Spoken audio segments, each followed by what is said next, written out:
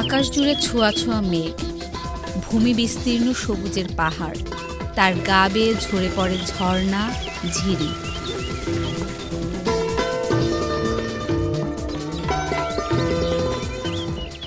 বাংলাদেশের প্রকৃতির যে সঙ্গীতায়োজন, পার্বত্য জেলা বান্দরবানেও তার সুরের ধারা বহমান।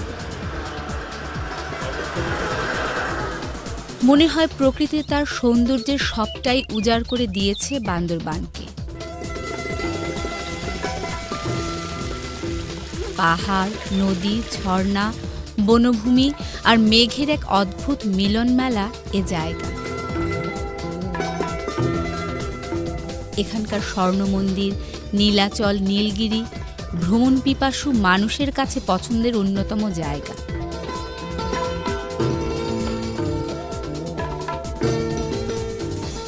বান্দরবান জেলার ৭টি উপজেলার মধ্যে থানচি সর্ববৃহৎ। মূল শহর থেকে ৭৯ কিলোমিটার দূরে অবস্থিত থানচি।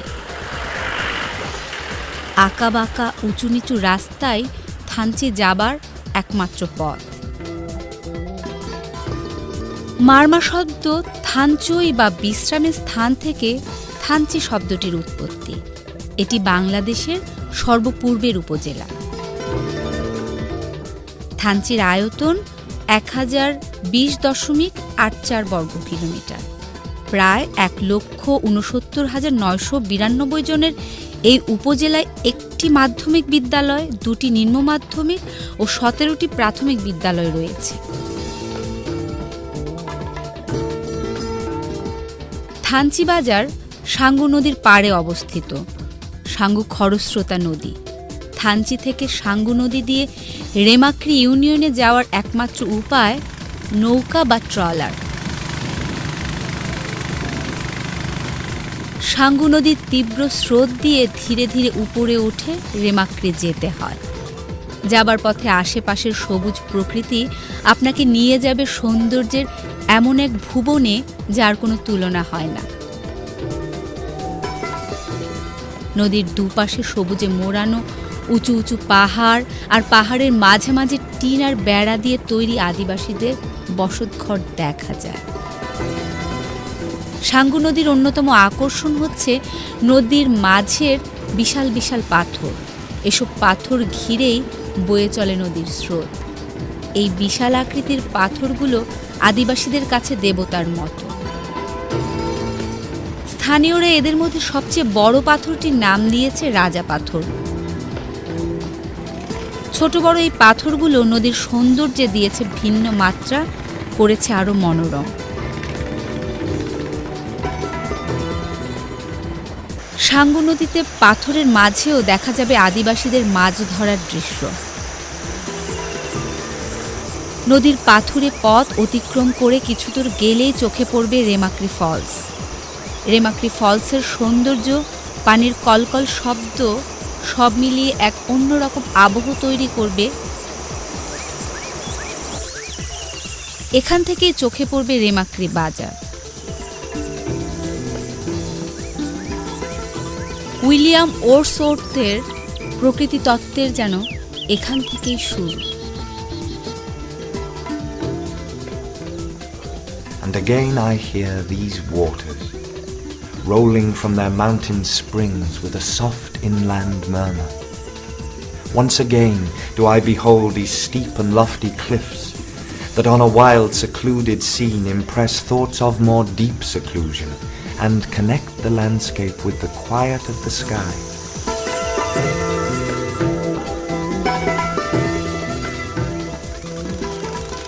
রেমাক্রি বাজারের পাশেই রয়েছে ট্রলার। রেমাক্রি ইউনিয়নের মানুষের যাতায়াতের একমাত্র পাথেয় এ ঘাটের ট্রলার।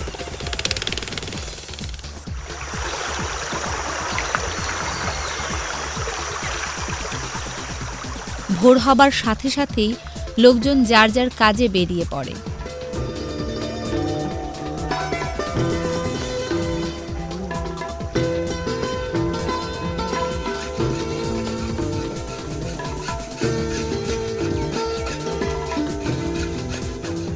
সকালে রেমাক্রির অপূর্ব প্রাকৃতিক সৌন্দর্য দেখে মনে হবে এ যেন এক ভিন্ন জগৎ।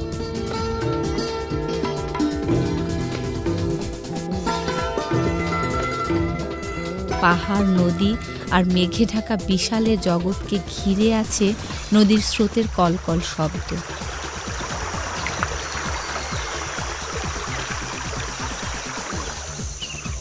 রেমাক্রি বাজারে রয়েছে পর্যটকদের জন্য রেস্ট হাউস। এই বাজার হচ্ছে পুরো ইউনিয়নের মানুষের প্রাণকেন্দ্র।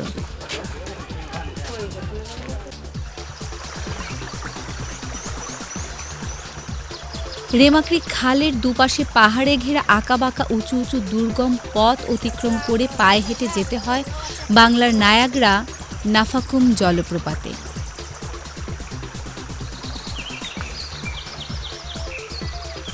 যাবার পথে দেখা মিলবে আদিবাসীদের মাছ শিকারের ব্যতিক্রমী দৃশ্য।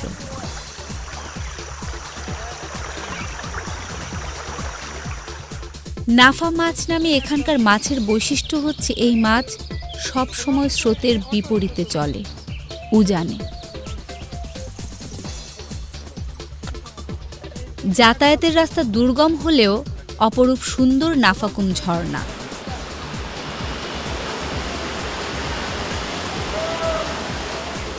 অনবরত শীতল নির্মল জলরাশি পড়ছে নাফাকুমে।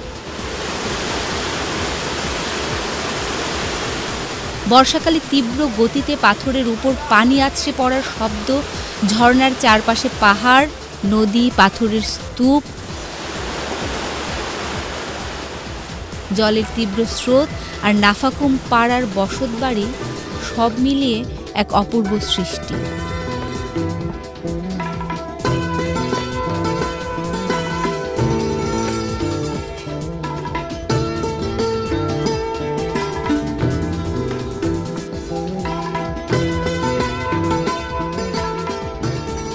সৃষ্টির এই সৌন্দর্য যে কাউকে মুগ্ধ করে তুলবে, মনে রাখতে হবে সারা জীবন।